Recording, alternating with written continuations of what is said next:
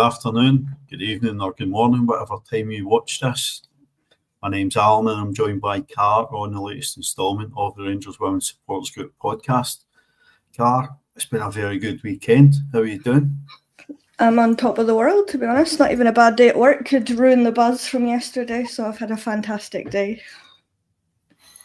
Yeah, we'll jump fairly quickly into it, but first off, it'd be remiss of us not to shout out to Jen Ross, who announced last week that she's going to retire at the end of the season. So we've got 3 more games left to Jen Ross, and I'm sure when Laura's back, we'll talk more at the end of the season. But just gives a few words on Jane Ross. You've obviously watched her for a long time, Car. Yeah, I mean, she's a legend of the game, not just our team. Obviously, won everything with City, down south. I really should have had more notes, but I'm fairly sure she's got a lot of medals in her cabinet somewhere in her house from winning things down south as well. So just an absolute legend of the game. We thought maybe she'd get another season just with the injury she came back from. I think maybe it's just been a bridge too far for her. She's not been playing an awful lot. So maybe she just wants to hang them up and relax a little bit for the next year or so and then see where that takes her. But yeah, just an absolute legend of the game. So hopefully we go and win it all for her sake so she can go off with another 2 medals to add to the collection.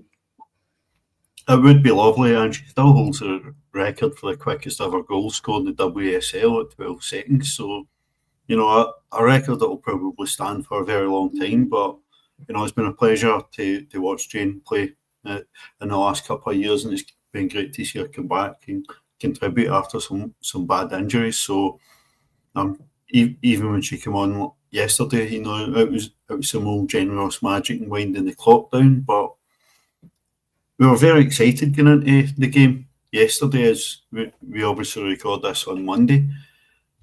A result early in the afternoon, one that we needed, but possibly more in hope than expectation. And Glasgow City drew 2-2 away at Hibs, which set us up very nicely for some real excitement and put the league back in our hands. It did, and I think a lot of people predicted that, and I did too, just for the hopes, but I think I said 1-1, so I got that wrong, but I got a draw either way. I think it was more hope than anything. I assumed that City would probably come out on top, just the way that it's been, but very happy with that result, and obviously set us up very nicely, as you said, but I don't think a lot of people genuinely thought that was going to be the case. But both of them going at it all season pretty much head-to-head, so it makes sense that it would end up being a draw. Yeah, I don't think that the form suggests it was terribly unlikely, but the fact that we needed it to happen so much probably made you think maybe we weren't going to get that luck. We've certainly needed that luck. We've got one last chance, and given that we're in the last week of the season, you can understand the pictures you saw at the end of the game at Meadowbank, with both teams looking rather distraught and sitting in the pitch. But we still had a job to do when we went to New Douglas Park, and it's a very similar team to last week. Only, I think, 1 or 2 changes, but Jenna Fife in goals, back 3, Tess, Laura Rafferty and Nick. Then in midfield, it was Chelsea and Kirsty McLean with Brogan and Jodie again out wide, and that was a front 3, Kirsty Howitt, Katie Wilkinson and Rio Hardy. Car, you'd have been pretty happy with that, I think. I thought Jodie was a bold choice, but she very much deserved it as we go on to talk about the game. Everyone else I was pretty happy with. Kind of sad to see that Kathy and Leah aren't back, not even on the bench yet. So obviously their niggles or injuries, whatever it may be, hasn't quite got them there yet, but hopefully coming back soon. But everyone else, I was happy with Kirsty Howitt in behind. Well, we thought that's what it was going to be, but ended up not being. But that front 3 pretty much is exactly what we wanted. So overall, very happy. Just has joined us. Yeah, I was wanting to see us start with that front 3, and was very happy to see that in the team. Like you, I thought probably Kirsty would play a bit deeper, but it was Katie who played deeper, and we'll jump about a wee bit around the game, but I thought Katie Wilkinson had a tremendous game, playing deeper. Yeah, I think it's the first time, because I think we always think when she plays deep that it doesn't suit her very well. She needs to be more the person that's at the front and gets balls. I mean, she came out good. She did exactly what we needed her to do. And she had a great game, but then the whole team had a great game, to be honest. Everyone back to front were really on it and really up for it, which was good to see. So it's nice that we've got that rotation there. If Kirsty Howitt's not playing in behind and playing up front, Wilco can do that job, which is good. Yeah, I think the whole team must have taken a huge lift from the result early in the afternoon. Spoke to some of the players and they said they found out when they were on the bus. So it must have been a massive shot in the arm, and they really played like they were relishing that last chance to take it back into their own hands. And I thought the first half absolutely magnificent. Every single player right through the team were absolutely fantastic, and none more so than Jodie McCleary that you mentioned in the team. Unbelievable. I think that's the best I've seen Jodie play. And that's no slight on her because she plays well pretty much every time she's on the pitch. But I don't know what coffee she drank yesterday or what she'd been doing, what it was, but she was everywhere and she was a nightmare for them. She was doing almost Kirsty McLean things, that she was keeping the ball and running away from them and buying fouls, and most of them were fouls, but she was very clever with it, which is nice to see someone so young with the footballing knowledge to do that kind of thing and not be daft and get sucked into getting frustrated, which a few of our players have been known to do. But she was outstanding the whole game yesterday. But the first half, I want to know what she was on. If it was just buzzing with the result earlier in the day that it meant that we could go and do it, I don't know what it was, but she was absolutely on one. Yeah, I think the maturity that's come into Jodie's game, in the last two years has been incredible. She's obviously just passed her century of games for the club, and she started and probably played the first 6 months out wide last season, and she's not really played there much until recent weeks, and she seems to have reclaimed that spot. So absolutely brilliant to see, but that links on to Kirsty McLean, who made her 100th appearance for Rangers yesterday. Again, at such a young age, like Jodie, it's magnificent. Easy for me to say, magnificent to see Kirsty McLean reaching 100 games for us. Yeah, I mean, you said that you thought she wasn't too far behind Jodie, and I thought she'd already passed it, but I guess with injuries she wasn't quite there yet. But to be so close behind Jodie is just incredible at their age. Came up through the academy and have reached 100 already. It's just incredible. But they're mainstays in the team now, which I bet they didn't even think they would be at such a young age, that they'd be one of the first names on the team sheets now. But here's hoping we get another 100 or so out of Kirsty McLean, but I don't know if I'm really more hoping than anything for that to happen. Yes, it would be lovely to see her presented with our shirt at Ibrox next week and a nice new long-term contract, but possibly we live in hope. However, we lived in hope for our positive result for us at Hibs yesterday, and we got it, so maybe, you never know. But the goal that decided the game came quite early, and it was something the players talked about after a game. They really mixed up their approach. Sometimes they played through Celtic, sometimes they played over, and they really struggled to cope. And Test rolled out with the ball, and it was a brilliant ball over the top, just off the head of a defender. And Kirsty Howitt managed to score. She does love a goal in these games. She does, and I don't really know what the keeper's doing, to be honest, but we can't really talk about keepers making mistakes. But the ball from Tess is incredible. She's so deep in our half. It's unreal, that ball. Nicks off the defender. Kirsty then running in, gets the ball. The keeper comes out. Kirsty just runs by her. I think it's Emma Lawton that kind of hopefully puts in a almost 2-footer challenge, kind of knocks the ball a little bit.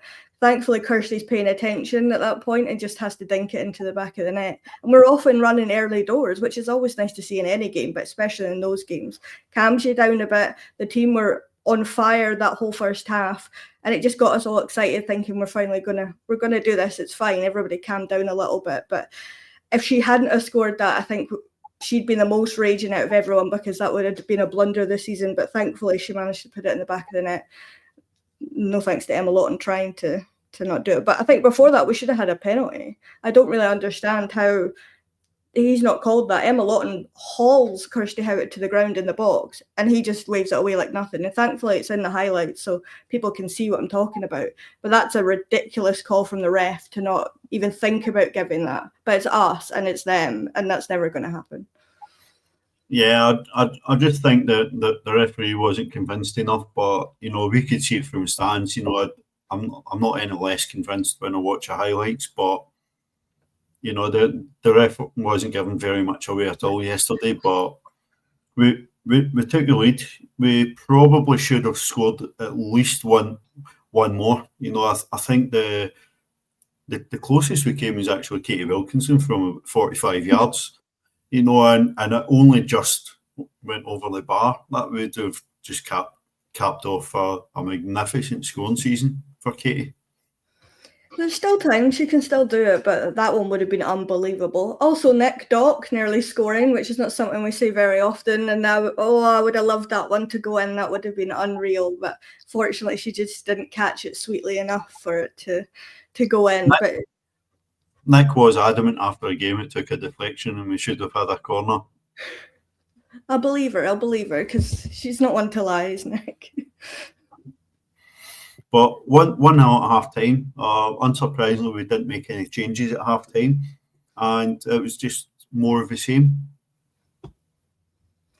Yeah, I mean, the second half slowed down a bit. Tempo wasn't as high, intensity wasn't as much. They kind of came back into it a little bit, had a couple of chances, a couple of free kicks. They made a few changes and we were holding pretty steady with the team. I wondered why we weren't making subs with 3-game week coming up, but then you made the point, I think it was you or it was Laura, made the point that doesn't want to change the team too much to try and, I can't even remember what you said. It was something about changing the flow or stopping the flow of the game or something along that lines, which I probably agree with it now. But at the point I was thinking maybe we should get some fresh legs and a bit more pace on or something, but Jo did what she did and it worked, so I'm not gonna hold that against her. Well, look, certainly I'd have liked to add a wee bit more pace to the team just to press a bit higher up the park, but as I said at the game, I thought it was just a case everybody was doing their job so well, there was a natural reluctance probably to change it, but probably the best two chances for them came from Cersei Noonan, and the first one brought out an absolutely magnificent save, and I've used that word quite a lot, but that's just how the weekend went. But that save from Jenna, she gets a lot of stick, but Karsh came up big in some big games at times. And I think that's why I'm so harsh on her, because I know that she can do that. So when she does daft things, I think it annoys me more when I know she can do this. But it comes from Nick basically handing the ball to Noonan or whoever it was, takes the shot, and Jenna's just reflexes to put one hand down to stop it. And then thankfully Tess is there to kind of wave or whatever she was doing to basically say, leave it, it's Jenna's ball kind of thing. But unbelievable reflexes from her, and that's what she can do. And as we said before we came on here, potential title winning save could be, but we'll see how the next few games go, obviously, but it could be. But she comes up big sometimes when we absolutely need her, and she did it again yesterday. Yeah, much like if a goalkeeper makes a mistake, it'll cost a goal. In a game where we only score one goal, a save like that is every bit as important as Kirsty's goal in the first half. So I was absolutely delighted for Jenna. I wish people in the stands were not quite so panicky when she's outside their box, because that's the way Jo and most managers want teams to play. But we kept the game under control. We did give up a few chances, but we had our own chances. We really should have scored. Kirsten McLean went close from distance. She laid one off for Brogan, who put it over a bar. Should have hit the target, and then Mia did come on. We did make the changes. Mia came on, ran right through the middle of defence before being taken out, and resulted in a free kick that Kirsty just put over the bar. So lots of chances, but we couldn't quite find that second goal, and it didn't make it any less nervy, did it? Yeah, it certainly didn't. And obviously I was there, so I think everyone was a bit worried that the curse was going to continue, but nevertheless it didn't happen. But I mean, that shot from Kirsty McLean pulls out a worldie of a save from their goalkeeper. I mean, that would have been unreal. But yeah, I mean, Mia comes on, Colette Kavanagh does what she does and brings her down. We thought it was a penalty, but watching it back, obviously it's outside the box. I was kind of hoping that we'd just play it a bit instead of taking the shot on, but Kirsty backed herself, but it went over the bar, unfortunately. But we were creating a lot. We were up their end of the pitch a lot, so it wasn't really too troubling. And then Nick doing a bit of the dark arts and was injured, but was she injured? We don't know. Rolling about a bit, just wasting time. And then we bring on a couple others, Laura Berry and Jane Ross, just to kind of see it out. And I think it was like 90+2 ended up bringing them on just to kind of settle things down, waste a little bit more time. And then the final whistle goes and we're all buzzing and the curse is broken. The curse is indeed broken, and I would say there's absolutely no doubt in my mind that Jodie deserved player of the match. You know, I'm not sure who was awarded it on TV. You know, so obviously Kirsty get taken away straight away to do some interviews, but for me, Jodie was the best player in the park yesterday. Yeah, I think it was given to Kirsty Howitt by BBC Alba. Obviously, she scored the winning goal, so I think they have to give it to her kind of thing. But Jodie absolutely deserved it. I wish we could get a full replay of that game, to be honest, so I could just watch what Jodie was doing the whole game because she was absolutely unreal. I can't really see anybody else other than maybe Kirsty Howitt for the goal winning it yesterday. She was all over the pitch, everything she was doing. I won't repeat what you called her, but she was an absolute nightmare. And I said, I'm very glad that she's our nightmare, but you can add in your own word there because that's not what was said. It's meant in the best possible way, and we absolutely love watching Jodie play for Rangers, and I hope we watch Jodie McLeod play for Rangers for a very long time and watch her lift and wave lots of shiny things at us. So, you know, Jodie's on fire right now, and just at the right time of the season, because we've got 3 games left. We've got 2 games in the league, and we're now in a position, if we win 2 games, we win the league. And it's going down to the last game of the season again. I believe again, which is nice. I feel hope and joy again about it, but I don't know if that's a good thing, to be honest, because I don't know if thinking it's not going to happen makes me feel a bit better. And then if it does, I'll be absolutely buzzing. But I fully believe, again, it's back in our hands. Win 2 games and it's done. That's as simple as that. We've got Hearts on Wednesday and then Hibs at Ibrox. So hopefully it pans out a bit better than 2 seasons ago, last game of the season. But thankfully our goal difference is such that it puts it more in our hands for at least getting second if we go on and win on Wednesday. So I'm hopeful, I believe, and let's hope the players do, because I think after that game yesterday, I think they do. The way they came out, the way they were playing was incredible. I mean, the best they probably played all season as a team. Everybody was playing for each other. It was unreal. So hopefully the next 2 games are exactly the same, going into the cup final, exactly the same again, and we'll be absolutely fine. Yeah, certainly we go and play Hearts at the Oriam on Wednesday night. Hibs are at home to Celtic, who I can't imagine are going to do anything to help us win the league. So I'm quite happy that we're going to go into, if we win on Wednesday, we go into Sunday having to win. No other result will win as a league. I don't want any doubts in the players' mind on playing it safe. You know, I want us to go and attack these 2 games. You know, I think the players will fully appreciate, you know, that this is a chance they might not have got. So the league's been absolutely brilliant entertainment for any sort of neutrals. You know, I think the SWPL need to be shouting from the rooftops how entertaining they've made the split. It's been in place for 3 years, and the title races went down to the last day of the season, where 2 or 3 or more teams potentially been able to win the title.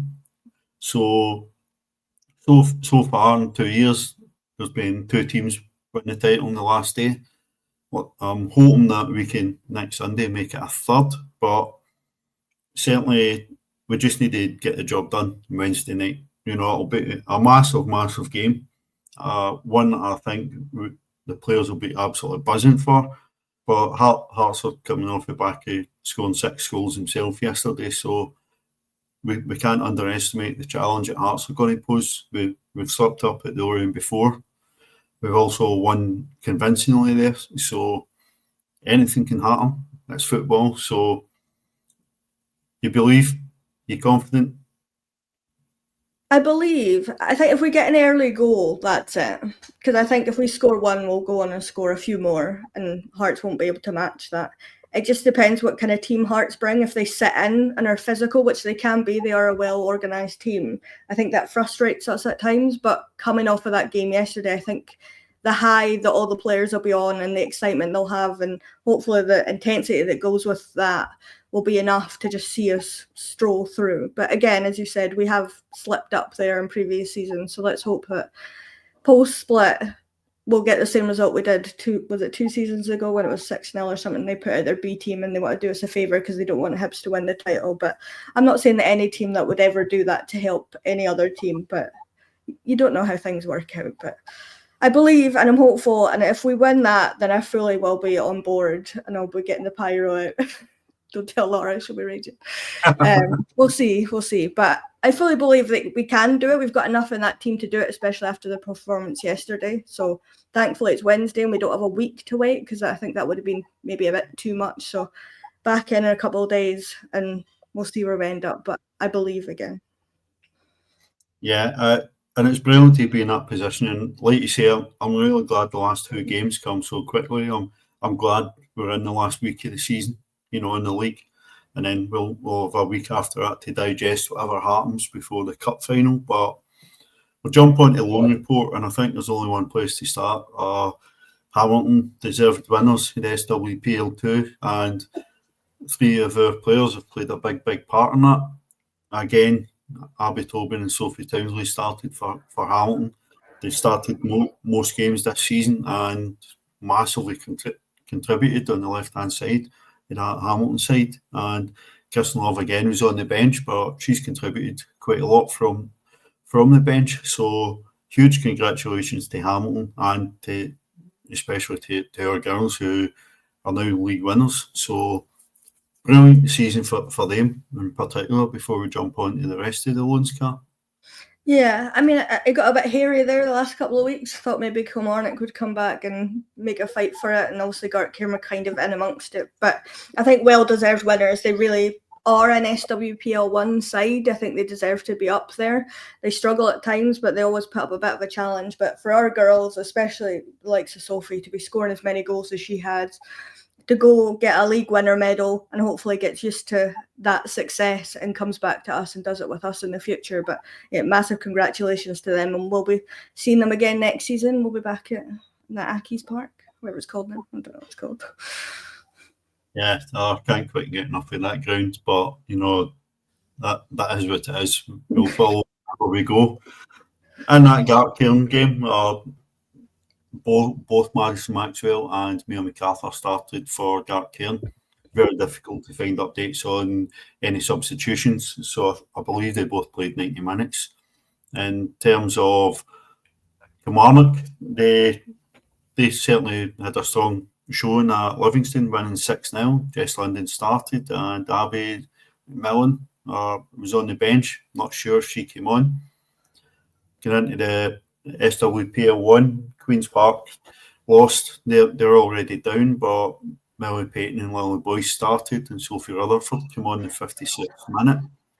Motherwell had a heavy defeat. They were against Hearts.